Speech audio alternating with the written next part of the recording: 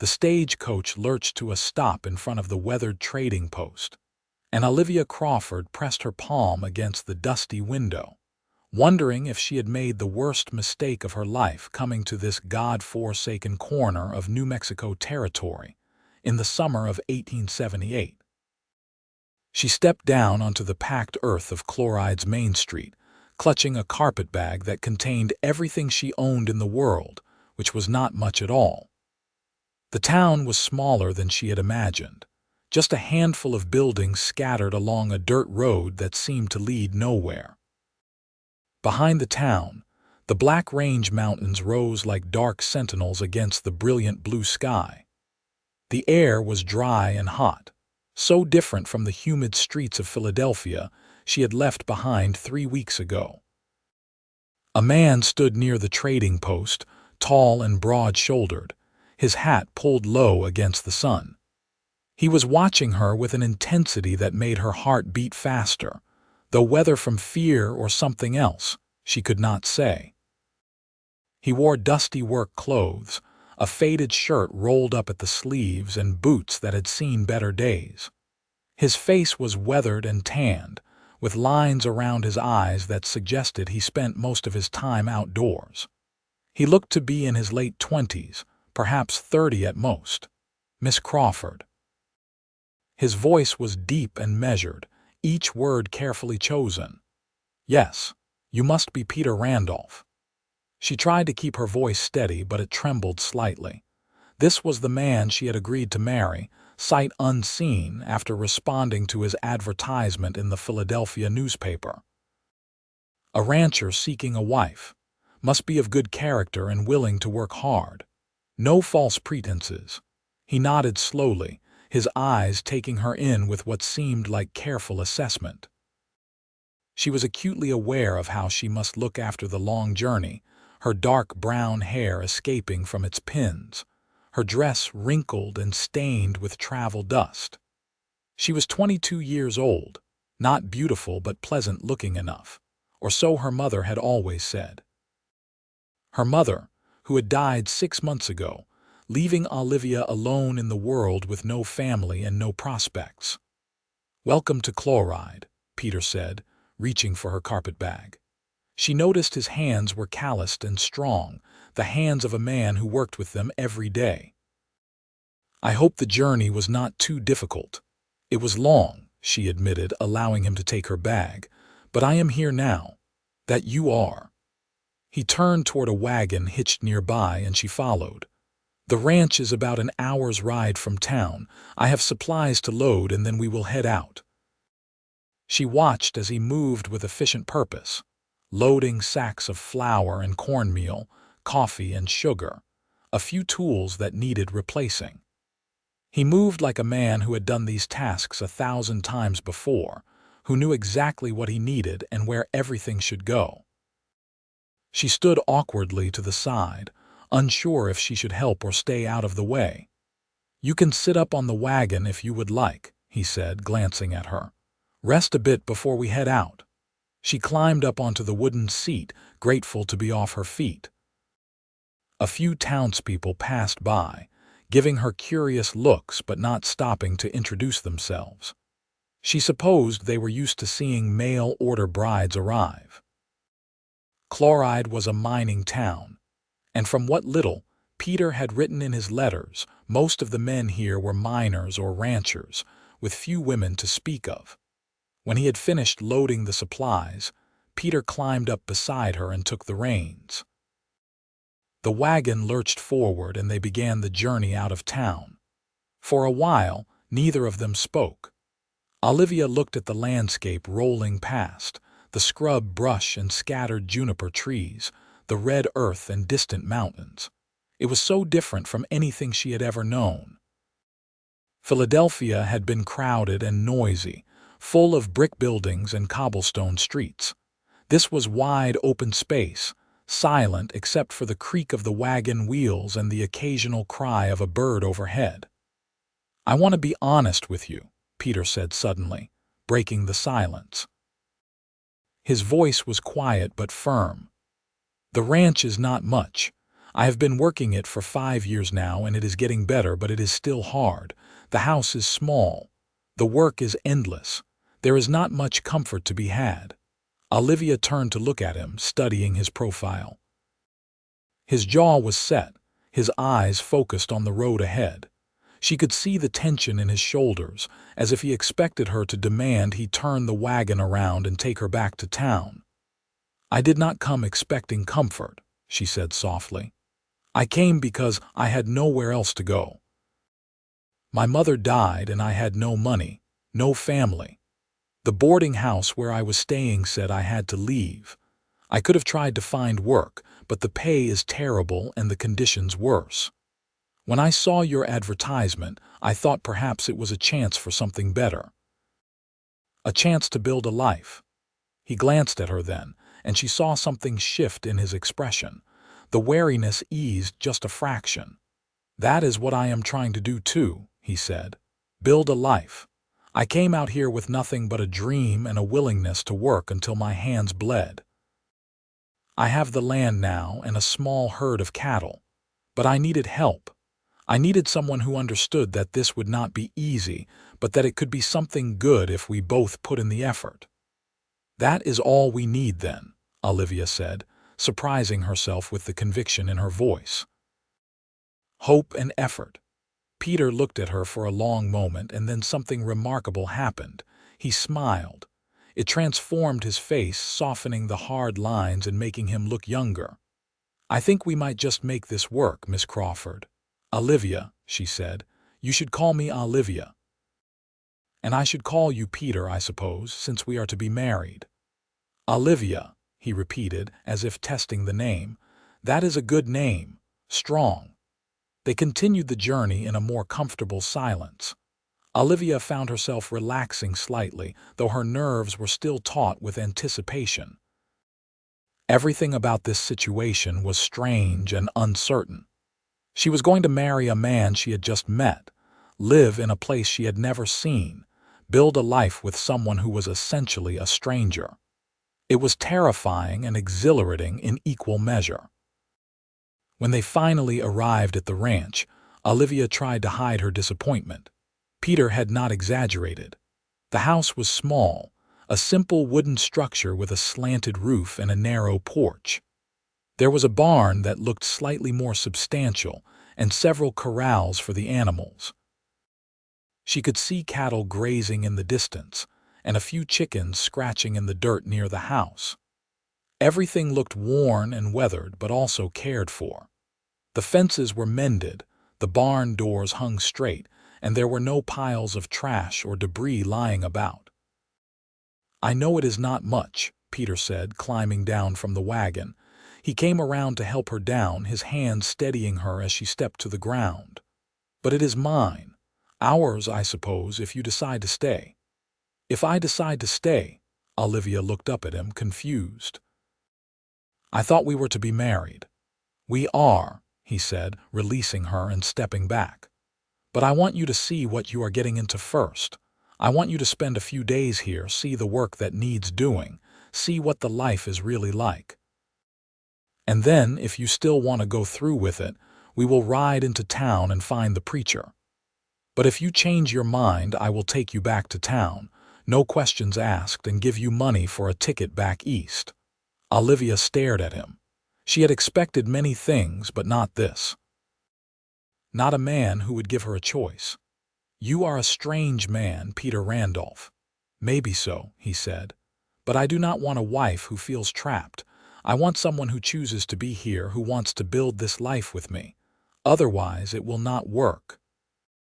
She considered his words, turning them over in her mind. Finally, she nodded. "All right, I will stay for a few days, but I will tell you now, I do not have money for a ticket back east, and I have nowhere to go even if I did. So do not think I will leave lightly." "Fair enough," Peter said. He picked up her carpet bag and one of the supply sacks. "Come on, I will show you the house." The inside of the house was as simple as the outside. There was one main room that served as kitchen and living area, with a fireplace taking up most of one wall and a rough, wooden table with 2 chairs in the center. A doorway led to what she assumed was the bedroom. Everything was clean but sparse. There were no curtains on the windows, no rugs on the floor, no decorations of any kind. It was a house that had been lived in by a man alone, with no thought given to comfort or beauty. "I sleep in the bedroom," Peter said, setting her bag down near the door. "You can take that room for now. I will sleep out here on the floor." "That is not necessary," Olivia said.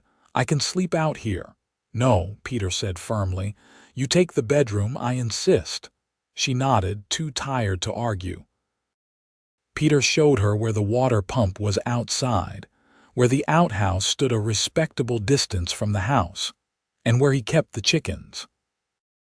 He explained that he usually woke before dawn to start the chores, that breakfast was simple, usually cornmeal mush or bacon if they had it, and that dinner was whatever they could put together. "I am not much of a cook," he admitted. "Most of what I make is barely edible. I have been hoping that might be something you could help with." "I can cook," Olivia said. "My mother taught me. We did not have much, but she could make a good meal out of almost nothing." "That is a useful skill out here," Peter said. "We do not have much either." As the sun began to set, painting the sky in shades of orange and pink, Peter went out to tend to the animals while Olivia explored the kitchen. She found flour and cornmeal, some dried beans, a bit of bacon, and some coffee. There were a few vegetables that looked like they had come from a garden somewhere, probably from a neighbor or purchased in town. She set to work making dinner, wanting to prove that she could at least do this much. When Peter came back in, washing his hands in a basin by the door, she had managed to put together a meal of bacon, beans, and cornbread. It was simple, but it smelled good, and she saw his eyes widen with something like appreciation when he sat down at the table.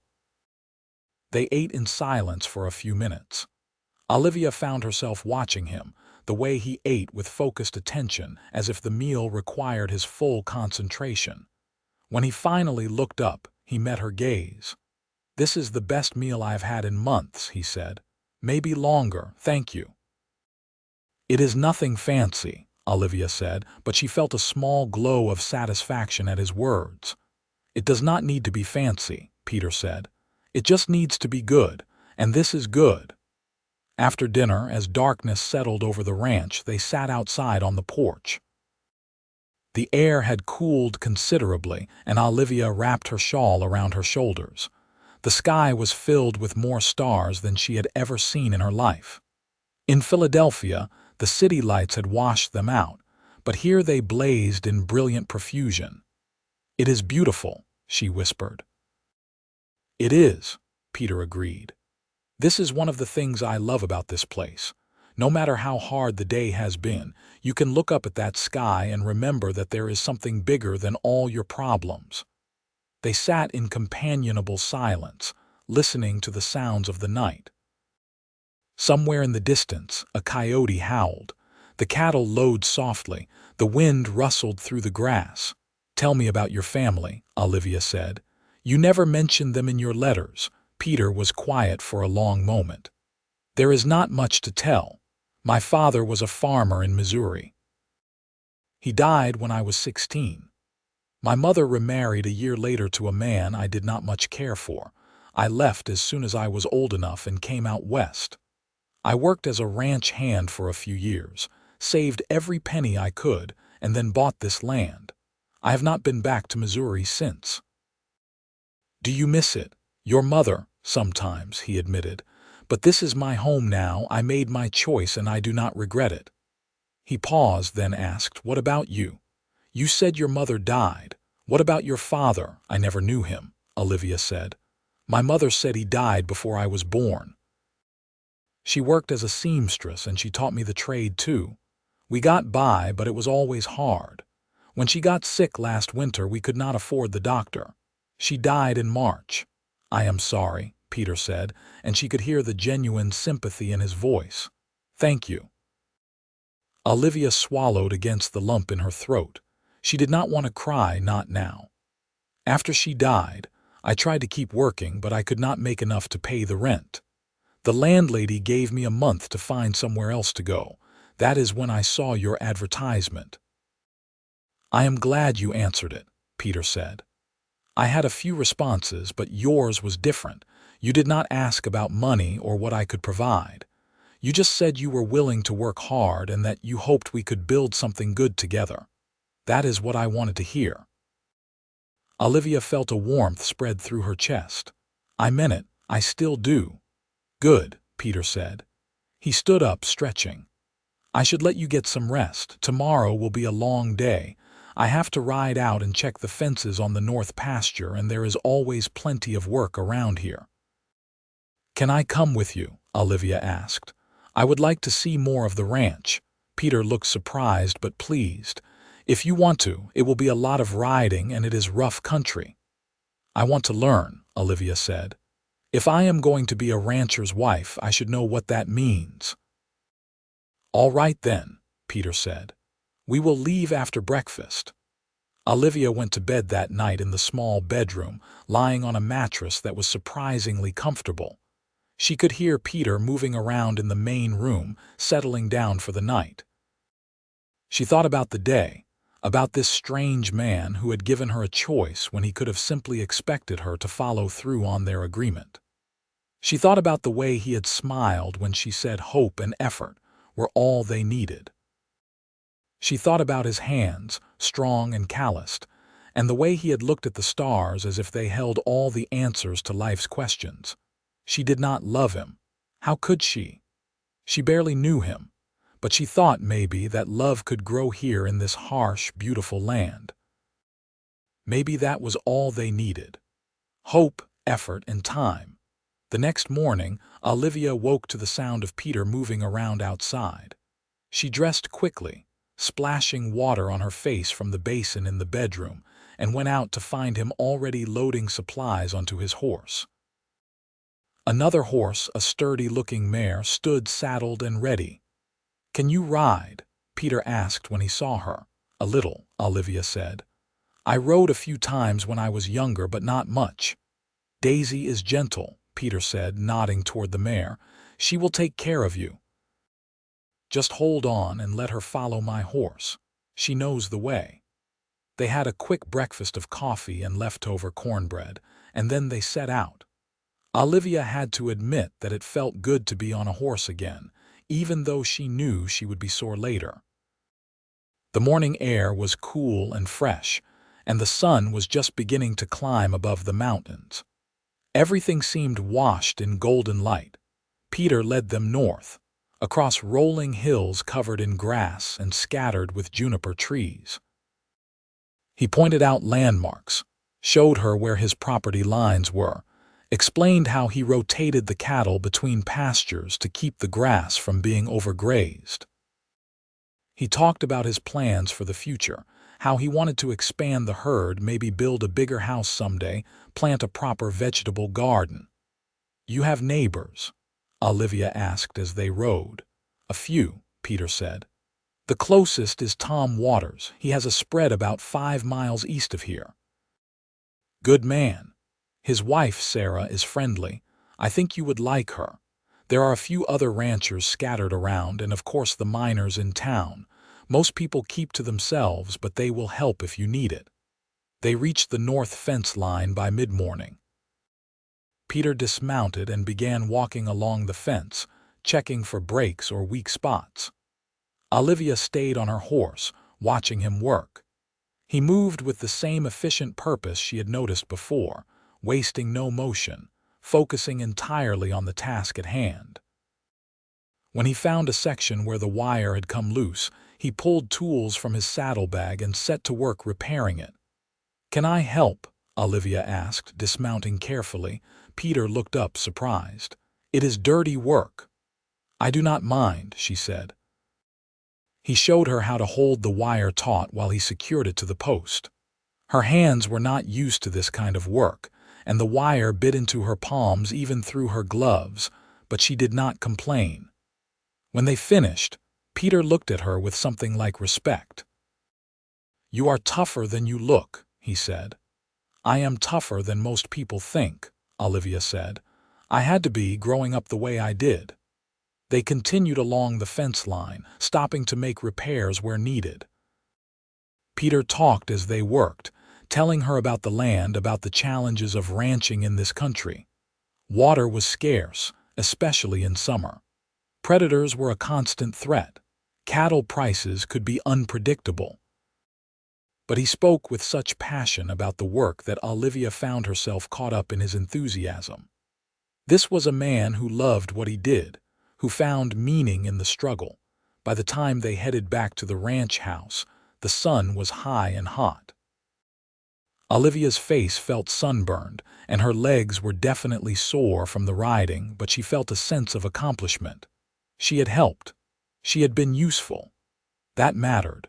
When they arrived back at the house, Peter took care of the horses while Olivia went inside to start on lunch. She was going through the supplies, trying to figure out what to make, when she heard a wagon approaching. She looked out the window and saw a woman climbing down, a basket on her arm. Olivia went out to greet her. The woman was perhaps in her 30s, with blonde hair pulled back in a practical bun and a sun-weathered face that broke into a warm smile when she saw Olivia. "You must be Peter's bride," she said.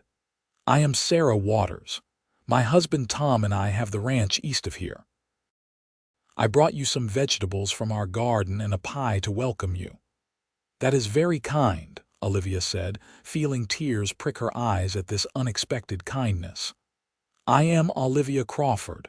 Would you like to come in?" "Just for a minute," Sarah said. "I need to get back soon, but I wanted to meet you and let you know you have a friend nearby if you need one." They went inside, and Olivia put on coffee while Sarah set down her basket. Inside were fresh tomatoes, some squash, and a beautiful apple pie. "Peter is a good man," Sarah said as they waited for the coffee. "Quiet, keeps to himself mostly, but honest and hardworking. Tom says he has been working himself half to death trying to make this ranch succeed. I am glad he finally found someone. A place like this needs a woman's touch." "He seems very dedicated," Olivia said carefully. Sarah gave her a knowing look. "It is strange, is it not? Marrying someone you do not know. I was a mail-order bride myself, 10 years ago. I came out here from Ohio, and I was so scared I could barely speak when I met Tom, but it worked out. He is a good husband, and we have 3 children now. Sometimes these arranged marriages work better than the ones made for love. You go into it with realistic expectations." "Did you love him, eventually?" Olivia asked. "I did," Sarah said. "I do. It took time, but it grew." That is the thing about love. Sometimes it is not lightning and thunder. Sometimes it is just 2 people working side by side, building a life together, and one day you realize you cannot imagine being without them. Olivia felt comforted by Sarah's words. It was good to know someone else had walked this path before her and found happiness at the end of it. When Peter came in from the barn, Sarah greeted him warmly. "I brought you some supplies and met your bride. She seems lovely, Peter. You chose well." Peter looked at Olivia, and she saw a flicker of something in his eyes. Pride, maybe, or satisfaction.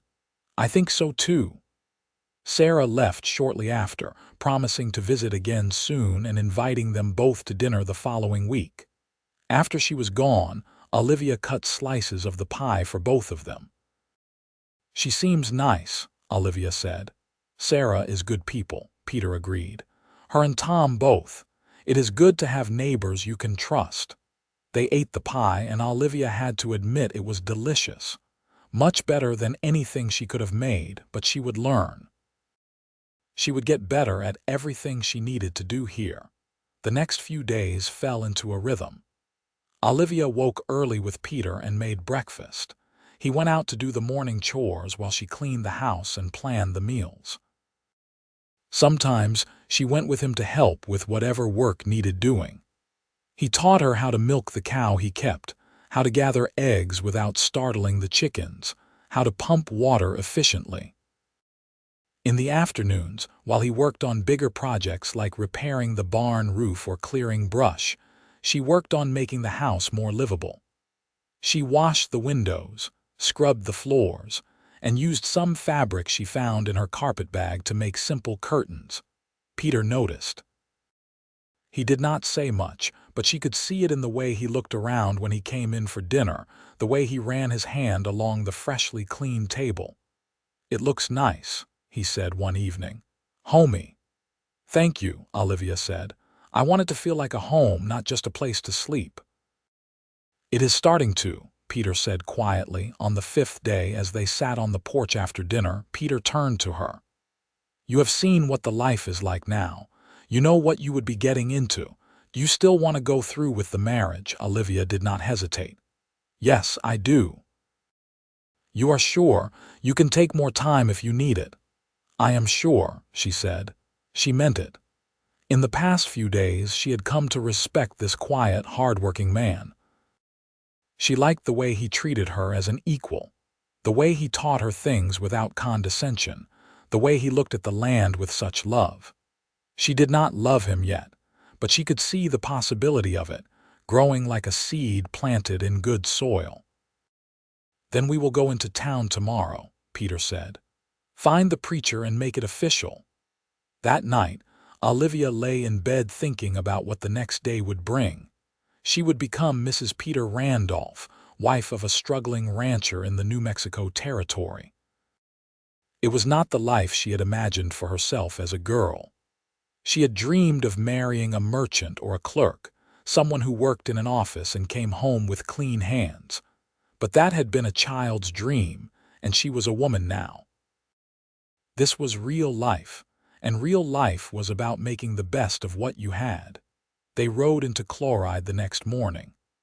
Olivia wore her best dress, which was not saying much, but she had cleaned and pressed it and pinned her hair up carefully. Peter had put on a clean shirt and had actually trimmed his beard. He looked nervous, she realized, his hands tight on the reins. "Are you having second thoughts?" she asked. "No," he said. "Just want to do this right." The preacher was a thin man named Reverend Matthews, who ran the small church on the edge of town. He seemed pleased to perform the ceremony, saying he did not get many weddings out here. They stood in the simple church, with Sarah and Tom Waters as witnesses, having come into town at Peter's request. "Do you, Peter Randolph, take this woman to be your lawfully wedded wife?" Reverend Matthews asked. "I do," Peter said, his voice steady. "And do you, Olivia Crawford, take this man to be your lawfully wedded husband?" "I do," Olivia said, and meant it with all her heart. "Then by the power vested in me, I pronounce you husband and wife. You may kiss the bride." Peter leaned in carefully, as if afraid he might startle her, and pressed his lips to hers. It was brief and chaste, but Olivia felt a flutter in her stomach. Her first kiss, and now she was married. They had a simple lunch with Tom and Sarah at the town's only restaurant, and then they headed back to the ranch. Olivia kept looking at the ring on her finger, a simple gold band that Peter had produced from his pocket. It was not fancy, but it was real, and it meant something. When they arrived home, Peter helped her down from the wagon and then stood there awkwardly, as if unsure what to do next. "I will move my things into the bedroom," he said finally, "if that is all right with you." "Yes," Olivia said.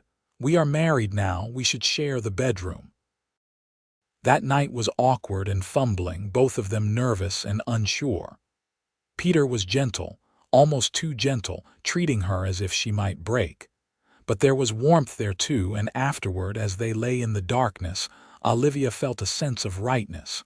This was her husband. This was her home. This was her life now. The weeks that followed were full of hard work. Summer in the New Mexico territory was brutally hot, and there was always something that needed doing. Olivia learned to work in the garden Peter had started but never had time to maintain properly. She learned to preserve vegetables, to make soap, to mend clothes until they could not be mended anymore, and then cut them up for rags. She learned to shoot a rifle, because Peter said she needed to be able to protect herself if something happened when he was out on the range. She learned to read the weather, to know when a storm was coming by the way the wind shifted and the cattle grew restless. And slowly, carefully, she and Peter learned each other. She learned that he liked his coffee strong and black, that he had a habit of running his hand through his hair when he was thinking, that he sometimes talked to the horses as if they were people. He learned that she sang when she worked, that she had a quick mind for figures and helped him keep better track of his expenses, that she was afraid of snakes, but would kill one without hesitation if it threatened the chickens. They worked side by side, day after day, and Olivia found herself looking forward to the evenings when they would sit on the porch together. Peter began to talk more, telling her stories about his years as a ranch hand, about the characters he had met, the places he had seen. She told him about growing up in Philadelphia, about her mother's stories, about the books she had read when she could borrow them. One evening, about 2 months after their wedding, they were sitting on the porch as usual when Peter said, "I have been thinking about expanding the herd. Tom mentioned that there will be a cattle auction in Silver City next month. If I could get a good price, I could add maybe 10 or 15 head, but it would mean using most of our savings." "Do you think it is a good investment?" Olivia asked. "I do," Peter said. "The market for beef is good right now. More cattle means more money eventually, but it is a risk." Olivia thought about it. She had come to understand the ranch's finances over the past weeks, had seen how tight things were. But she had also seen how hard Peter worked, how much he knew about ranching. "I trust your judgment," she said. "If you think it is the right move, then we should do it." Peter looked at her with such gratitude that it made her chest ache. "Thank you. It means a lot that you trust me." "We are partners," Olivia said. "We are building this together. Of course I trust you." He reached over and took her hand, lacing his fingers through hers. They sat like that for a long time, watching the sun set and the stars come out. It was a small moment, but Olivia felt something shift inside her. This was not passion or wild romance. This was something quieter but perhaps more lasting. This was partnership, respect, trust. This was the foundation on which love could be built. Peter went to the cattle auction in Silver City, a 3-day trip that left Olivia alone on the ranch. She was nervous being by herself, but she kept busy with the chores and slept with the rifle beside the bed. When Peter returned, driving 15 new cattle ahead of him, she felt such relief that she ran out to meet him. "I was worried," she said, and then felt foolish for admitting it. "I am fine," Peter said, but he looked pleased. "The auction went well. I got a good price. These cattle will be good additions to the herd." They worked together to get the new cattle settled, to make sure they integrated well with the existing herd. It was exhausting work, but Olivia felt a sense of accomplishment. They were growing. They were succeeding. As fall approached, the weather began to cool. The work changed with the seasons. There was hay to cut and store for winter, fences to reinforce before the storms came, firewood to chop and stack. Olivia worked alongside Peter, her hands growing calloused and her arms growing stronger. She was not the same woman who had stepped off that stagecoach 4 months ago. She was tougher now, more confident. She knew how to work, how to survive in this harsh land. One evening in October, as they sat by the fire after dinner, Peter said, "I have been thinking." "About what?" Olivia asked, looking up from the sock she was darning. "About us," Peter said. He looked nervous the way he had on their wedding day. "When you first came here, I thought this would be a practical arrangement, a partnership. But it has become more than that for me. You have become more than that." Olivia set down her darning, her heart beating faster. "What are you saying?" "I am saying that I love you," Peter said, the words tumbling out in a rush. "I know we did not marry for love, but I have fallen in love with you. With your strength, your kindness, the way you sing when you work, the way you look at this land like it is beautiful even when it is hard. I love you, Olivia, and I needed to tell you, even if you do not feel the same way yet." Olivia felt tears well up in her eyes. She stood up and crossed the small space between them, kneeling beside his chair. "I love you too," she said. "I think I have been falling in love with you for weeks now, but I was afraid to say it, afraid it was too soon or that you would think I was foolish." Peter cupped her face in his hands, his thumbs wiping away her tears. "You are not foolish. You are the bravest woman I have ever met. You came out here with nothing but hope, and you have made a life with me. You have made this place a home. You have made me happier than I ever thought I could be." He kissed her then, and it was different from any kiss they had shared before. It was full of passion and tenderness, love and promise. When they finally pulled apart, they were both breathing hard. "Come to bed," Peter whispered, and Olivia nodded. That night was different too. There was no awkwardness, no hesitation. They came together as two people who loved each other, who wanted each other, and it was beautiful in a way that Olivia had never imagined it could be. Winter came to the New Mexico territory with surprising swiftness. The first snow fell in early November, dusting the mountains and making the ranch look like something from a fairy tale. Peter worked from dawn to dusk, making sure the cattle had enough food and water, that the barn was secure, that they had enough supplies to last through any storms. Olivia had never experienced a winter like this. In Philadelphia, winter had meant cold streets and snow to shovel, but here it meant isolation.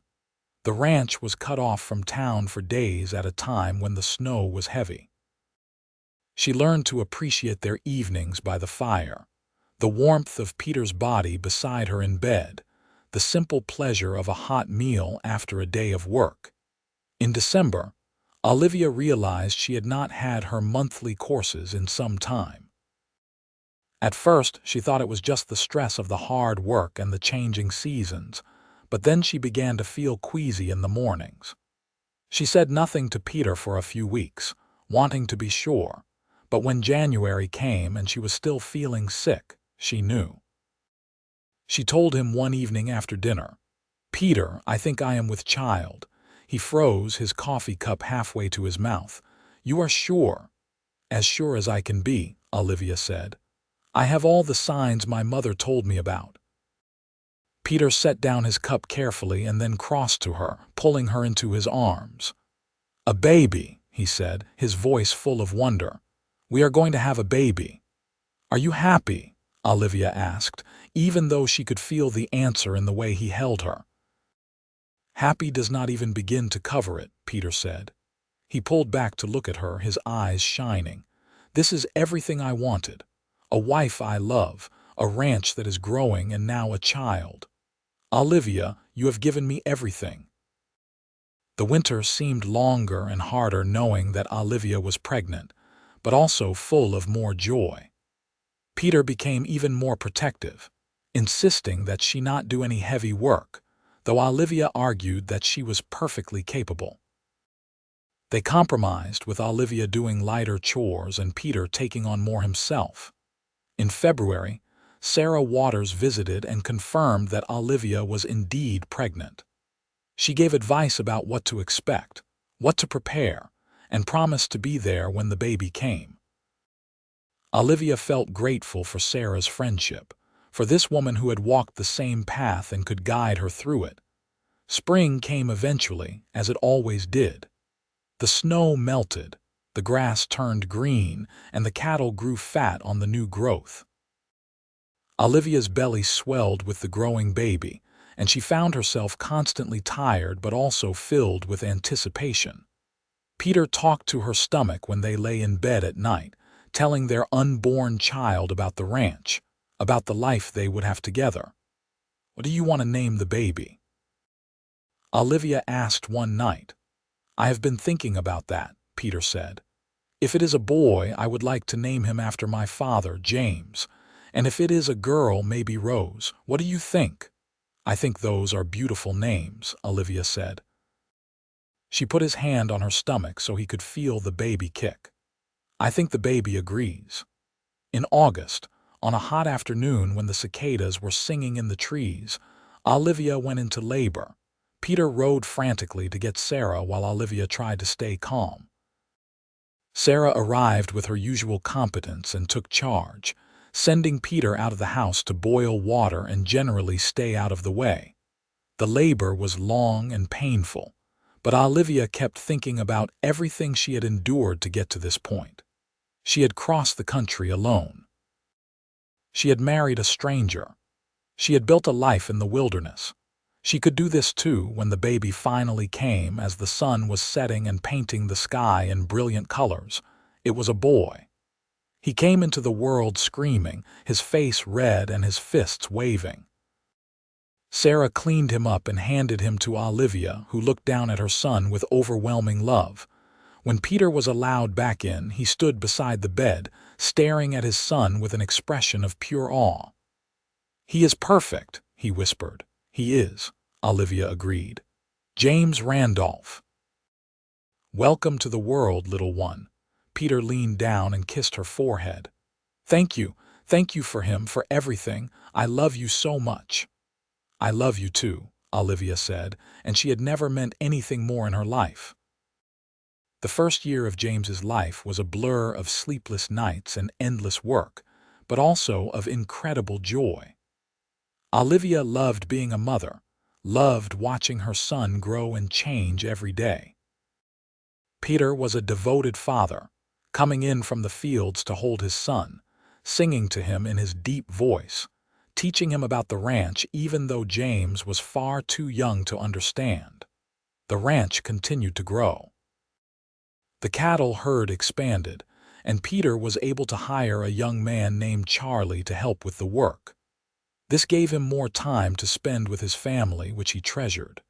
They were making money now, not a lot, but enough to be comfortable, enough to start thinking about the future. When James was 2 years old, Olivia became pregnant again. This time, the pregnancy was easier, perhaps because she knew what to expect. She continued to work around the house, to tend the garden that had become quite productive, to help Peter with the lighter ranch work. James toddled around after them, getting into everything and filling their lives with laughter. The second baby, born in the spring of 1882, was a girl. They named her Rose as they had planned, and she was perfect. Dark hair like her mother, blue eyes like her father, and a sweet temperament that made everyone who met her fall in love. "We have a family," Peter said one evening as they sat on the porch watching James play in the dirt while Rose slept in Olivia's arms.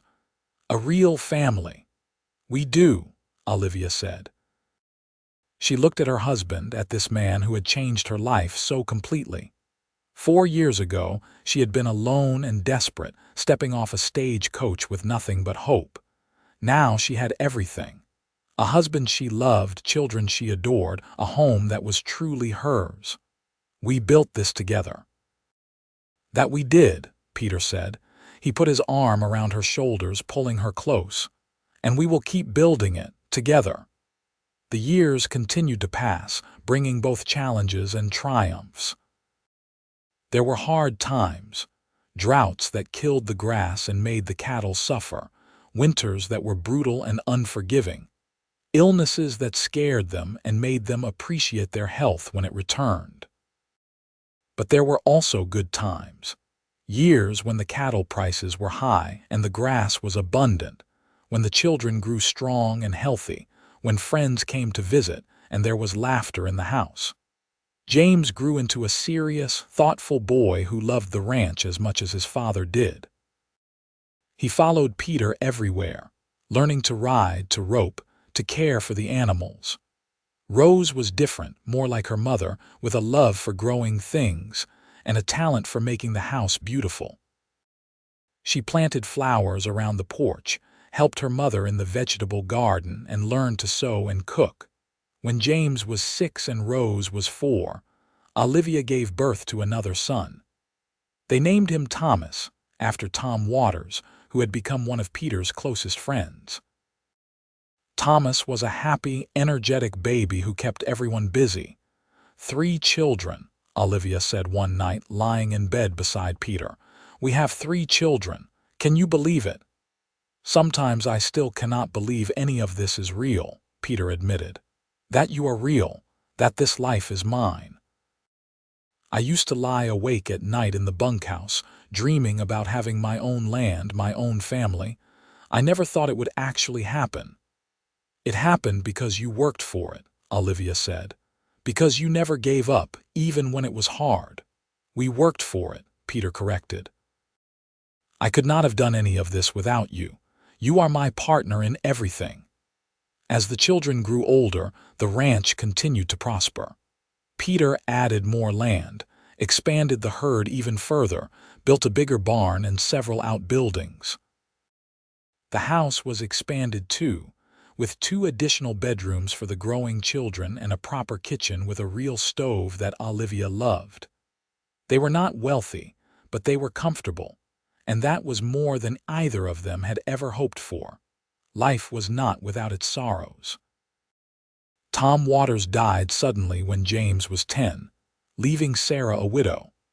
Peter and Olivia did what they could to help, with Peter managing some of Tom's ranch work until Sarah could hire permanent help. Sarah remained a close friend, and her children and the Randolph children grew up together. There were also joys that Olivia had not anticipated. James showed a talent for working with horses, and Peter began breeding and training horses as a side business. Rose discovered that she had her grandmother's gift for sewing and began making clothes for the family and eventually for sale in town. Thomas, the youngest, had a quick mind for numbers and helped his father keep the ranch accounts organized. Olivia sometimes thought about that young woman who had stepped off the stagecoach in Chloride so many years ago. She had been so scared, so uncertain, with nothing but a carpet bag and hope. She had not known if she was making the right choice, if this strange arrangement with a man she had never met would work out. But she had been brave enough to try, and that had made all the difference. One evening, when Olivia was in her early 40s and the children were nearly grown, she and Peter sat on the porch as they had done countless times before. The sun was setting, painting the sky in familiar shades of orange and pink. James was out checking on a mare that was about to foal. Rose was inside finishing up the dinner dishes. Thomas was in his room studying by lamplight. "You remember the day I arrived?" Olivia asked. "Of course," Peter said. "You looked so small and scared standing there with your carpet bag. I remember thinking you might turn around and leave as soon as you saw the ranch." "I almost did," Olivia admitted.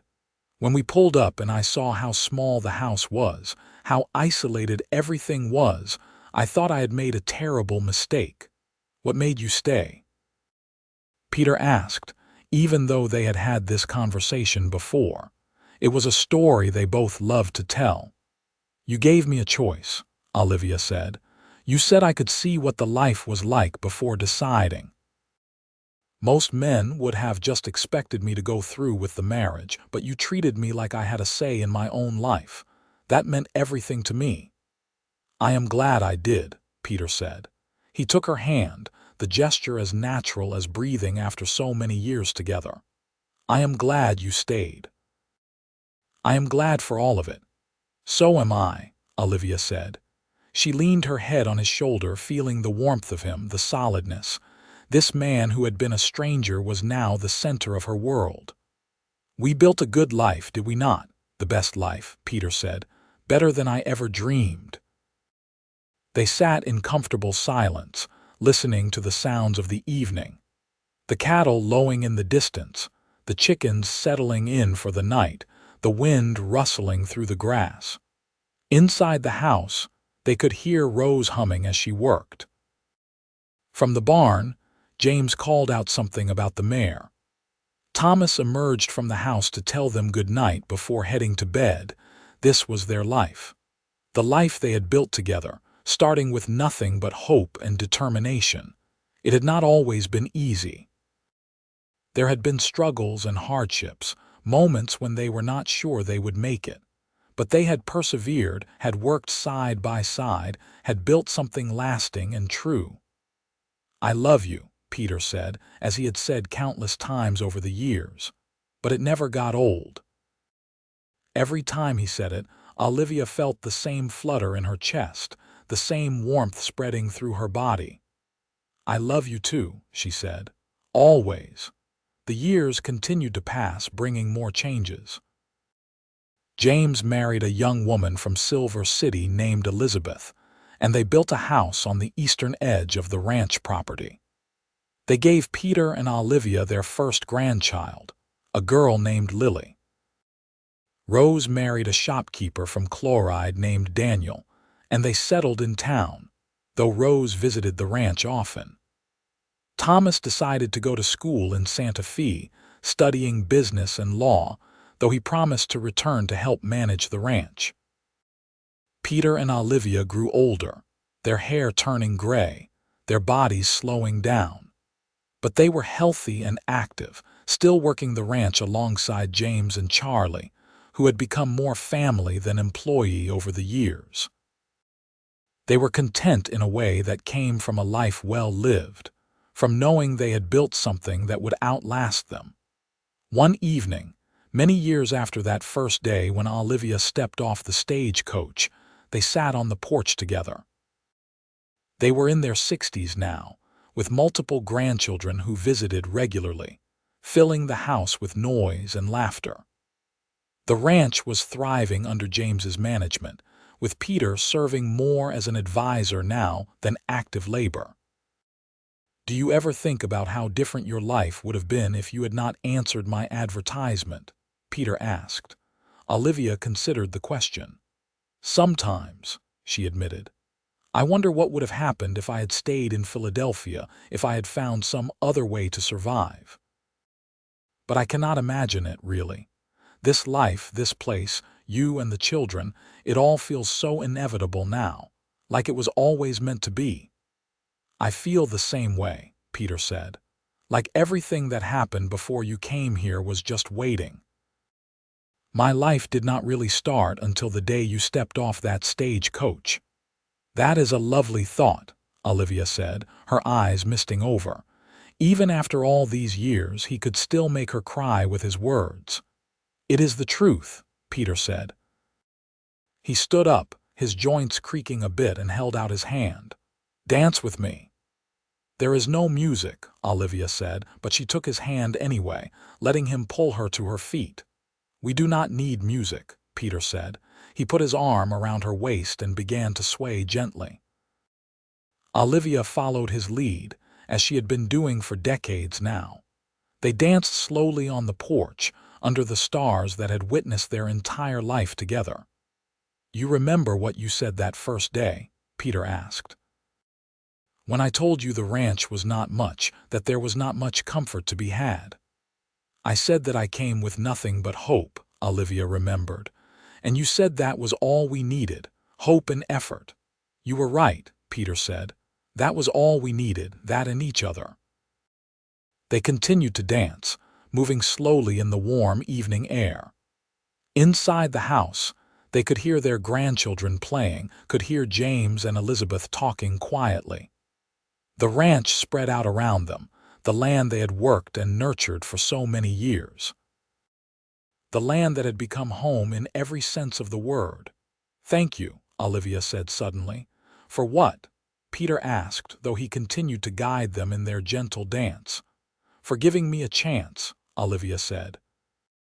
"For seeing past the scared girl who arrived with nothing and giving her the opportunity to become the woman I am today. For building this life with me, for loving me." "It was the easiest thing I ever did," Peter said. "Loving you, building this life with you, you made it easy." "I think we made it easy for each other," Olivia said. They danced until the stars were fully out, until the night air grew cool and they finally went inside. They climbed into the bed they had shared for so many years, in the house that had started as a simple cabin and had grown into a home. Peter pulled Olivia close and she nestled against him, feeling safe and loved and content. "Good night, my love," Peter whispered. "Good night," Olivia whispered back. And as she drifted off to sleep, she thought about that young woman who had arrived in Chloride with nothing but hope. She thought about how that hope had been enough, how it had carried her through the hard times and the good times, how it had helped her build a life beyond her wildest dreams. The morning sun would rise again, as it always did, painting the New Mexico landscape in gold and bringing a new day. There would be work to do, meals to cook, grandchildren to spoil, cattle to tend. There would be the endless rhythm of ranch life, the seasons turning, the years passing. But tonight, Olivia was content to sleep in her husband's arms, knowing that she was exactly where she was meant to be. She had come to this place with nothing but hope, and she had found everything: love, family, home, purpose. She had found a partner who valued her, respected her, loved her. She had found a life worth living. Years later, when Olivia was 70 and Peter was 72, they still lived on the ranch, though James had long since taken over most of the operations. Their days were quieter now, spent tending the garden, playing with great-grandchildren, and sitting on the porch in the evenings. Peter's joints ached more than they used to, and Olivia's eyesight was not what it had been, but they were still together, still in love after all these years. One summer evening they sat on the porch as usual, watching the sun set. It was a sight they had seen thousands of times, but it never grew old. The sky turned brilliant shades of orange and red, the mountains stood dark against the horizon, and the land stretched out before them in familiar contours. "I have been thinking," Peter said, his voice still strong despite his age, "about legacy, about what we leave behind." "What about it?" Olivia asked, holding his hand as she always did. "I think we have done well," Peter said. "We built a ranch that will support our family for generations. We raised good children who are raising good children of their own. We have been happy together. That is more than most people can say." "It is," Olivia agreed. "We have been very fortunate." "Not fortunate," Peter corrected gently. "Fortunate implies luck. We worked for this. We chose this. Every day we chose each other in this life. That was not luck, that was commitment." Olivia smiled, squeezing his hand. "You are right. We chose this, and I would choose it again every time." "Me too," Peter said. He lifted her hand to his lips and kissed it. "Every time." They sat together as the stars came out, as they had done for nearly 50 years. The ranch was quiet around them, peaceful. This was the life they had built, the legacy they would leave.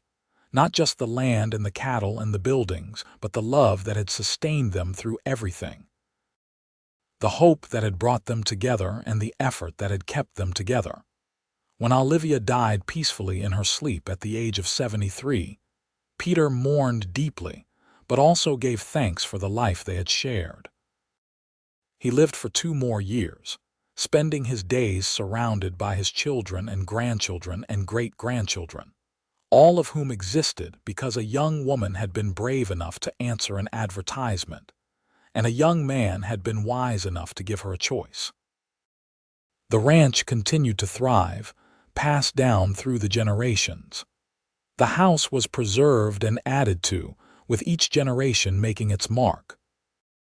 And the story of Peter and Olivia was told and retold, a family legend about how their ancestors had built something from nothing, about how love could grow in the most unlikely places, about how hope and effort really were all you needed in the end. It was a simple story. A mail-order bride arrived with nothing but hope. A rancher said that was all they needed. And together, they built a life that lasted beyond their years, a love that became legend, a legacy that would endure for generations to come. The sun continued to rise and set over the New Mexico landscape, over the ranch that Peter and Olivia had carved from the wilderness. The cattle grazed, the grass grew, the seasons turned. And the love story that had started with a leap of faith and a willingness to try continued to inspire all who heard it. It was proof that sometimes the best things in life come from taking chances, from being brave enough to hope, from working hard and loving deeply. It was proof that two strangers could become soulmates, that a practical arrangement could become a great romance, that hope really could be enough. And in that simple truth lay the beauty of their story, the reason it endured. Peter and Olivia had shown that love was not just about passion or romance, though those things had come in time. Love was about choosing someone every day, about building a life together brick by brick, about facing challenges side by side. Love was about respect and partnership and shared dreams. Love was about looking at someone and thinking, yes, this is exactly where I want to be. That was the legacy they left behind. Not just the ranch or the money or the family tree, but the understanding that true love was built, not found, that it required hope and effort and commitment, that it was worth every hardship, every challenge, every moment of doubt.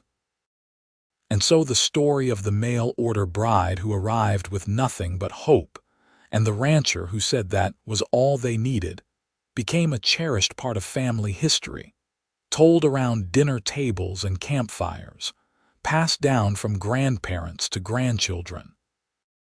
It became a reminder that sometimes the best things in life require a leap of faith, and that hope, combined with love and hard work, can create miracles.